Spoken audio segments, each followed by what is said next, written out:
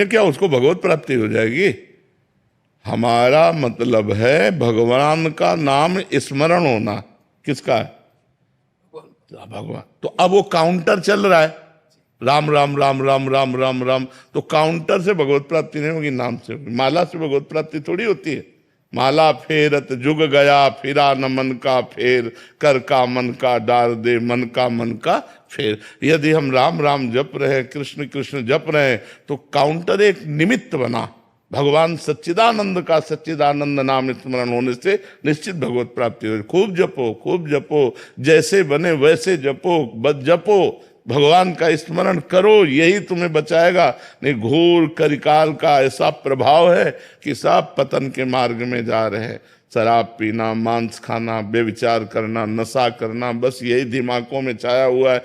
सत्य मार्ग पर चलने के लिए एकमात्र गरज रहा है भगवान का नाम। कलयुग केवल नाम आधार। अगर नाम चल रहा है बचा लेगा तुम्हें, पकड़ लो। नाम नहीं चल रहा तो बच नहीं पाओगे। सारे सिद्धांतों को मिटिया मेट करने की सामर्थ्य कलयुग में है, वो मिटा देगा, पक्का मिटा देगा।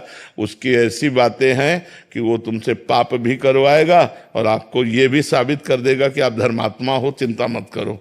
कलयुग बहुत गिराने वाला है। और नाम जब करोगे तो थोड़ी भी गलती तुम बर्दाश्त नहीं करोगे, तुम्हारा हृदय जलने लगेगा और भगवान से रो के कहोगे, भगवान ये गलती दूर कर दो, मेरे अंदर है। नाम नाम, कलयुग में केवल नाम। अगर नाम में विश्वास हो जाए तो सब बात बन जाए। सबसे कठिन है नाम में विश्वास होना। राम राम कहने को तो बहुत छोटा शब्द, लेकिन ये भगवान को भी अधीन कर लेता है। सुमिर पवन सुत पावन नामू, अपने बस करी राखे रामू। कहाँ कहाँ लगी नाम बड़ाई, राम न सकत नाम गुन गाई। स्वयं भगवान राम नाम की महिमा में असमर्थ पाए गए पूर्ण रूप से वर्णन करने में। ऐसे नाम को यदि हमें गुरु ने दे दिया तो राम कृष्ण हरि राधा जो नाम प्रिय लगे, खूब डट के जपो, देखो आनंद आएगा इस लोक में भी और परलोक में भी। इस लोक में सुख सुविधाओं की कमी नहीं रहेगी और परलोक में आपको भगवान का प्यार प्राप्त होगा। इसलिए खूब नाम जप करो, नाम परम धन है। सलभ सैनी जी,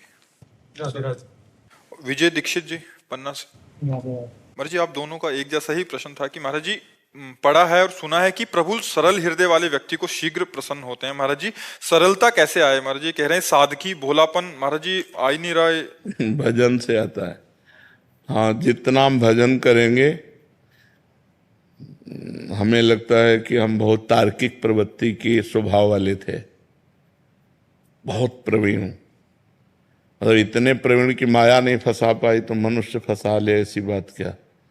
बचपन से बाबा जी रहे, ज्ञानी मार्ग में रहे, तो बहुत तार्किक। हमारी श्रद्धा ऐसी नहीं थी कि आप कुछ बोलो हम श्रद्धा कर लें। जब तक हमारी कसौटी में नहीं कसोगे तब तक चाहे जितने बड़े ऊंचे सिंहासन पर बैठे हो, हमारी श्रद्धा नहीं होगी।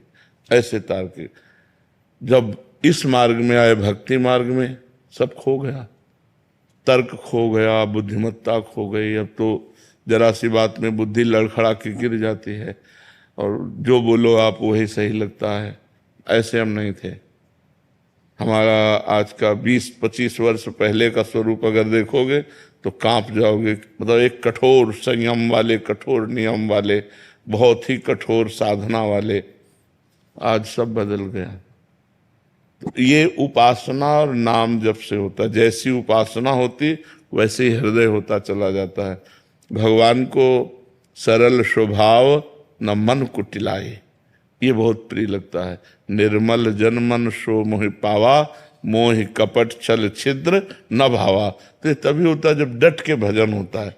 हम जैसे जैसे भजन करते हैं वैसा वैसा हमारा स्वभाव बदलता चला जाता है। इतना बदल जाता है कि लोग उसको देख के कहने लगते हैं तो भगवान है। भगवान का चिंतन करते करते वो भगवत स्वरूप हो जाता है। उसका स्वभाव दया में, करुणा में एकदम सरल सहज हो जाता है। ये भजन से होता है।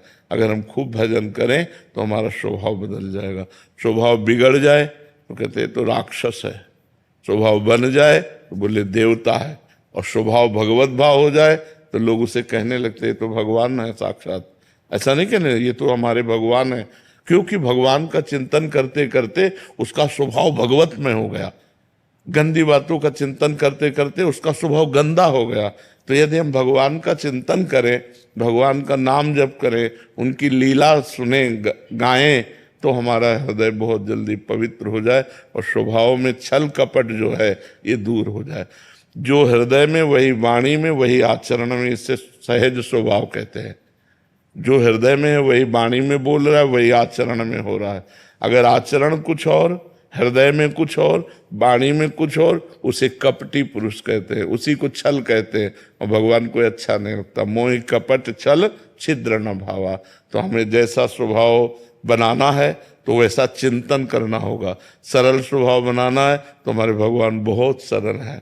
भगवान का चिंतन, भगवान का नाम जप, भगवान की लीला कथा श्रवण और कथन, इसी से हो जाएगा।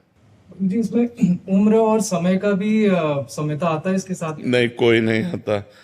16 वर्ष के सुखदेव जी हैं और 10-10 हजार वर्ष के ऋषि सब खड़े हो गए हाथ जोड़ करके। जब गंगा किनारे परीक्षित जी आमरण अनशन व्रत लिए थे तो सब बड़े बड़े ब्रह्म ऋषि आए थे, यहाँ तक कि उनके पिता और पितामह प्रपितामह सब आए हुए थे। व्यास जी श्री सुखदेव जी के पिता हैं, श्री कृष्ण द्वैपायन व्यास देव जी, और श्री कृष्ण द्वैपायन व्यास देव जी के पिता हैं पाराशर जी, और उनके पिता हैं शक्ति, शक्ति के पिता हैं वशिष्ठ जी। तो पराशर जी, वशिष्ठ जी, ये सब खड़े हो गए थे। क्यों? क्योंकि ज्ञान की इतनी ऊंची धरा में श्री सुखदेव जी थे कि बड़े बड़े ब्रह्म ऋषि खड़े होकर उनका आदर। तो इसका अवस्था से लेना देना नहीं है कि ये 5 वर्ष का बालक है प्रहलाद, कितना बड़ा महान भक्त, दैत्यराज हिरण्यकश्यप से टक्कर ले लिया, हर कष्ट दिया उसने, लेकिन अपनी भक्ति नहीं छोड़ी। तो बड़े बड़े ब्रह्म ऋषि भी प्रहलाद जी का नाम आदर से लेते हैं, भक्तराज प्रहलाद। तो इसमें अवस्था का, ये ज्ञान वृद्ध है, इसमें वयोवृद्ध की महानता नहीं है कि वो 50 वर्ष का है और वो 5 वर्ष का। हो सकता है 50 वर्ष वाला 5 वर्ष वाले की स्थिति को अभी छू भी नहीं पाया है, ऐसा होता है। तो ये साधना पूर्व जन्म, कई जन्मों से चलती है ना। तो हो सकता है किसी की इतनी सुंदर साधना हो कि बाल्यावस्था से ही वो स्थित प्रज्ञ हो, और कोई अभी साधना शुरू किया है तो बालक है उसकी नज़र में। जैसे कोई 80 वर्ष का है, अब उसकी साधना अभी शुरू हुई है कि अभी तो काखा गागा नहीं आता परमार्थ का, और वो परमार्थ का शिक्षक हो चुका है, परमार्थ को 50 चुका है, अनुभव कर चुका है। तो इसमें अवस्था का नहीं होता, इसमें ज्ञान वृद्ध माना जाता है। ज्ञान वृद्ध, कौन ज्ञान में ज्यादा है, अवस्था से इसका कोई लेना देना नहीं होता।